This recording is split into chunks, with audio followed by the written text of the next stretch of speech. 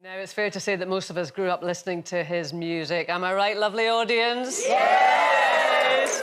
And now we've got the chance to see him on stage as he's heading out on a UK tour. Please welcome Donny Osmond.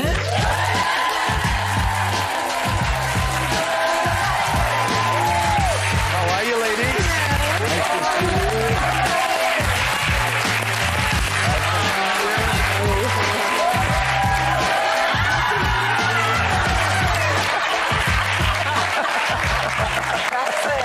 Hello, everybody!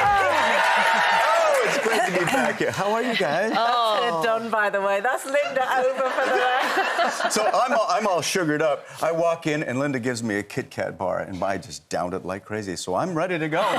Let's shoot the questions at me. But do you know the Kit Kat Why I story? gave you the Kit Kat? Yes, tell everybody. Because I used to wait at Heathrow Airport for these to arrive, and then I'd wait outside the Churchill Hotel for them to come out of the hotel and get in the car to go wherever they were going. And he once trod on a Kit Kat wrapper that I kept. And I've still got that Kit Kat wrapper somewhere at home, so I thought I'd buy him another Kit Kat wrapper and he can stand on it again for me today. You see, this is what icon status is like. Speaking of icons, when we were talking earlier, I was referring to Gene Kelly and Fred Astaire and these massive icons that we watched growing up. You actually met Gene Kelly? I auditioned for Gene Kelly. No! Yeah, I was like 9 years old, and I can't remember the movie or what I was going for, and I missed it because he asked me to do the Shuffle Off of the Buffalo. Do you guys know what the Shuffle Off of the Buffalo is? No. Show us. Let me show you. Okay. Can't even say it. It's like you go like this. It's like that's the Shuffle Off. So here's the thing. So Gene Kelly, like I said, I'm 9 years old. He said, do the Shuffle Off, and I couldn't do it, and I missed the audition. Oh, He no. Oh, but you do it so well. I can now. He's been practicing for a long time. And you can dance, because remember, I gave you a high score. Oh, my goodness, you remember. on Strictly, and the producers let me have it. Oh, did they? Because Yeah. I gave you a 10. You did. You gave me a 9. Was it 9? Still, I should have given you a 10. You should have. And they said, no, you're supposed to save those numbers till the end. I said, she deserved a 9. I was floating on. That was the best. I'm not kidding. That was my best week of all weeks. You gave your heart and soul. That's why I gave you a high score.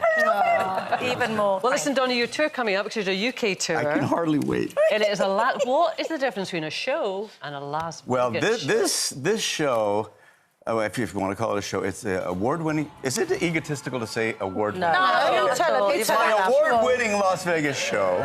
I'm bringing to the UK. I'm bringing a little Las Vegas to the UK. It starts November 28th through December, and it's all on Donny.com. That's where you can find all the information. I can hardly wait because the stuff I've put in the show is my entire, and I'm literally serious, my entire career is in this show. Oh, wow. Because I use my entire catalog. Because I thought, okay, what album out of my 65 albums do I highlight? 65 albums. So I put all 65 albums on the huge screen behind me. And for about 20, 30 minutes or whatever, the audience members can pick any song from any album I've ever done in my entire life. Like a human jukebox. A human jukebox. That's such a great That's what concept. it's fun for me because it changes every night. But, you know, I was thinking, because obviously we all know you from when you were a young lad, but looking at your history, you do work hard. You never take it for granted, do you? No, not at all. That your fans. You work hard and you produce a great show every time. Do you know why? There's someone in that audience that is watching me for the first time. And you've got to treat each show like your first show. And yes, you do it over and over and over again, although things change in this particular show every night. But do you get tired of singing Puppy Love? No, No.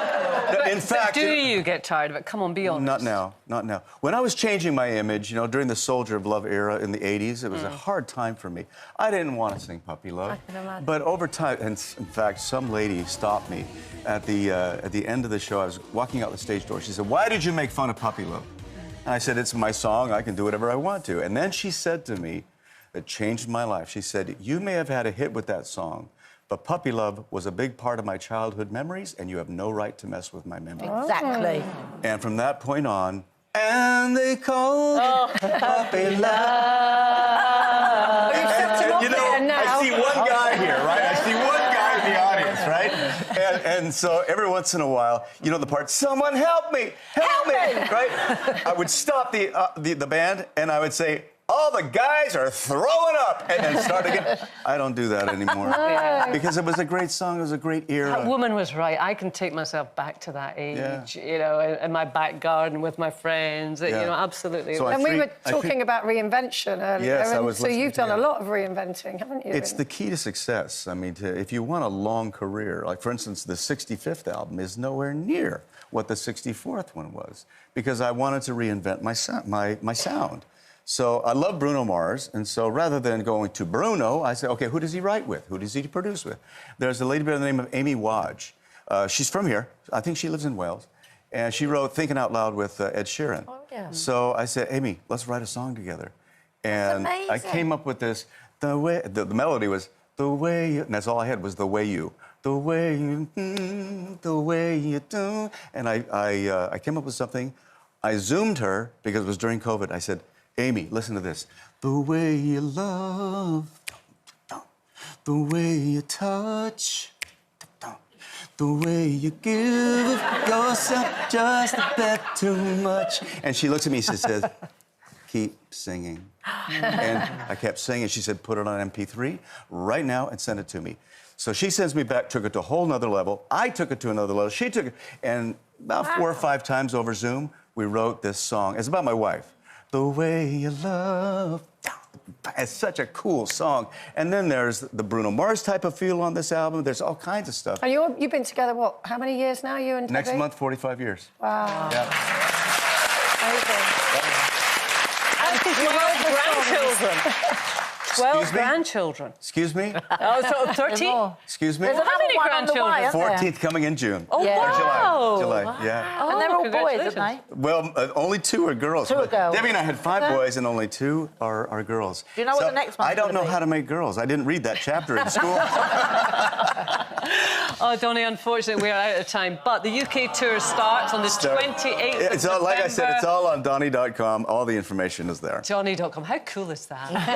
Donny.com, everyone.